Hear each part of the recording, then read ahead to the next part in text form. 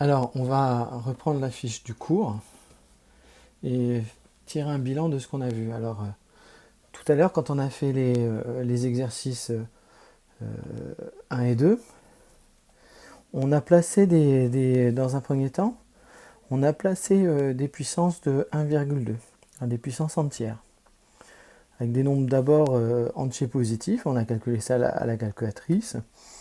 On peut le faire aussi avec des nombres négatifs, et on les a placés. Et le but de cette activité, c'est parfois on voudrait calculer des puissances de 1,2, mais pour des nombres qui ne sont pas nécessairement entiers. Alors, l'idée ici, ça consiste à placer les points et à tracer la courbe.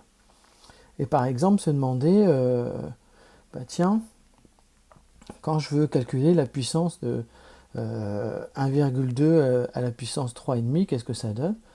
Je place mon nombre 3,5 ici, et je regarde sur le graphique ce que j'obtiens. Donc ici, j'obtiens, on dirait quelque chose comme 1,9. Voilà, qui est ici.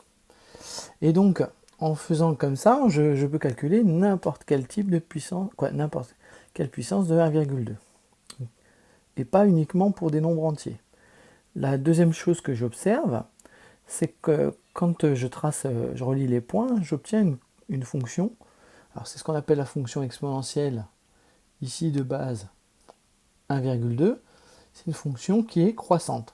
Donc à chaque fois que je prendrai des puissances d'un nombre plus grand que 1, j'aurai une fonction croissante. Ce que j'ai écrit ici. Et à contrario, quand je prends de la même façon que je viens de faire là pour 1,2, je pourrais placer les puissances entières de 0,85, qui sont en bleu ici, les relier par un trait, par une courbe, et je pourrais calculer n'importe quelle puissance de 0,85, mais pour des nombres quelconques et pas nécessairement entiers. Et là, ce que j'observe par contre, c'est que j'obtiens une fonction décroissante. Et ça, dès que mon nombre ici est plus petit que 1. Donc ici 0,85 est plus petit que 1. Et c'est pour ça que j'obtiens une fonction décroissante. Donc ça, vous voyez, ces deux résultats, ils sont importants. Ici, autre chose, dans tout ce chapitre, ici, le nombre A, il est toujours strictement positif. D'accord? Quand je regarde les deux courbes, elles sont situées au-dessus de l'axe des abscisses, et j'en déduis que donc, quel que soit le nombre x, a puissance x, il est positif. Donc ça, c'est les premières conséquences. Alors, une petite application. Alors ici, j'ai 4 fonctions. Si j'observe bien, j'en ai 2 qui sont croissantes et 2 qui sont décroissantes. Ça tombe bien. Je sais aussi les repérer. Alors là, mes puissances ici, qui sont là, sont des fonctions croissantes, et là, des fonctions décroissantes. Alors maintenant, comment les identifier? Si je reprends la première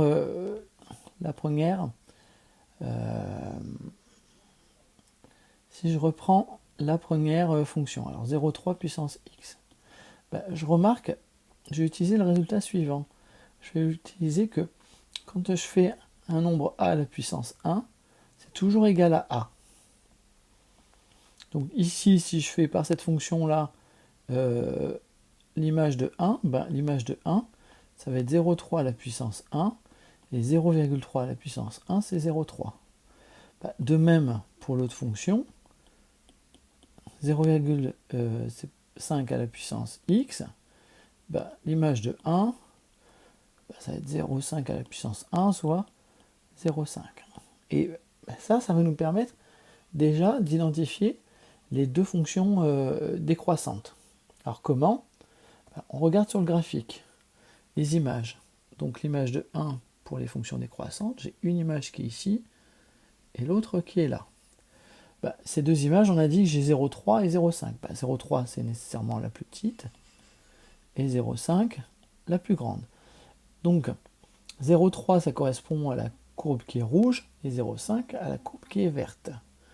La courbe rouge, c'est la fonction f, et la courbe verte, c'est la fonction g. Puis je vais procéder de la même façon pour les deux autres fonctions croissantes. Alors, x donne 1,5 puissance x.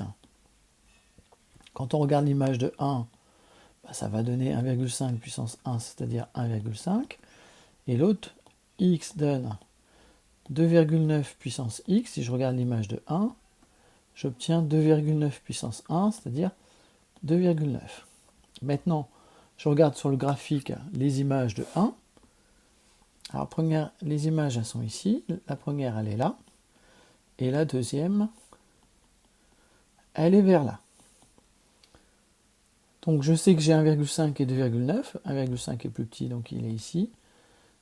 2,9, il est donc là. Donc 1,5, ça correspond à la courbe bleue et 2,9 à la courbe violette. Donc la bleue, c'est la H et la violette, c'est la K. Donc voilà comment j'ai réussi à identifier les fonctions. Autre résultat important, qu'on connaissait déjà depuis la classe de 4e, mais là qui s'applique aussi, quels que soient les nombres x et y, même réels, c'est que quand je multiplie deux puissances de a, je vais ajouter les exposants. Alors ici, je vais multiplier 2 puissances de 1,7, j'ajoute les exposants, donc ça donne 1,7, je fais 0,5 plus 2,3, je vais obtenir 2,8. Idem, ici, j'observe que je multiplie 2 puissances de 2,5, donc j'ajoute les puissances entre elles, moins 1,5 plus moins 0,5, ça fait une puissance moins 2. Idem ici, 2 puissances de racine de 2, je les multiplie, j'ajoute les puissances entre elles, 1,3 plus moins 0,3, ça fait 1, et on se rappelle que racine de 2 puissance 1, ça n'est autre que racine de 2. Restent les propriétés à connaître par cœur, qui sont les mêmes que celles qu'on avait vues en classe de 4e. Donc vous mettrez un coup de surligneur sur ces formules à connaître par cœur. Et puis nous, on va faire les exercices 3 et 4, et puis on se revoit après.